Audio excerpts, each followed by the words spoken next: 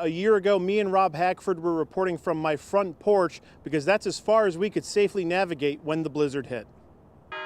The church bells of St. Joseph Cathedral and many steeples etching the skyline of Buffalo rang out on Friday's calm, crisp morning as a reminder to take a moment of reflection. I want people to remember the blizzard in their own way.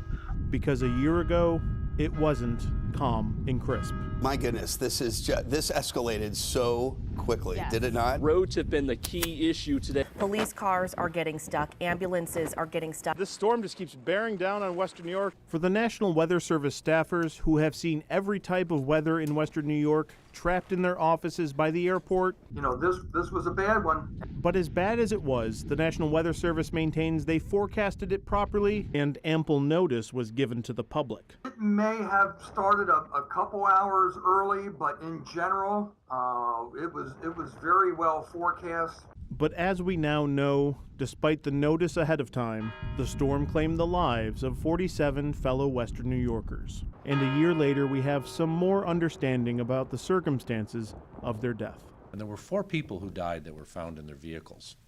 There were 12 individuals who died in the city of Buffalo alone from lack of power, no oxygen. We couldn't get emergency response crews to them. But we still don't know all of their names.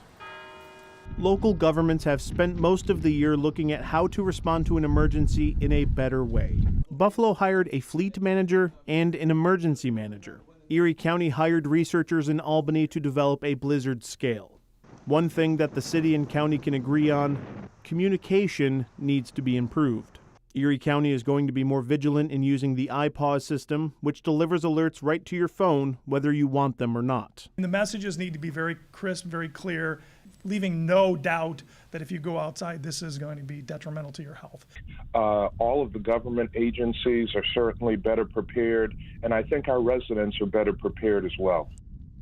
Of course, we won't know that until the next severe storm hits Western New York. On your side in downtown Buffalo, Nate Benson, Channel 2 News.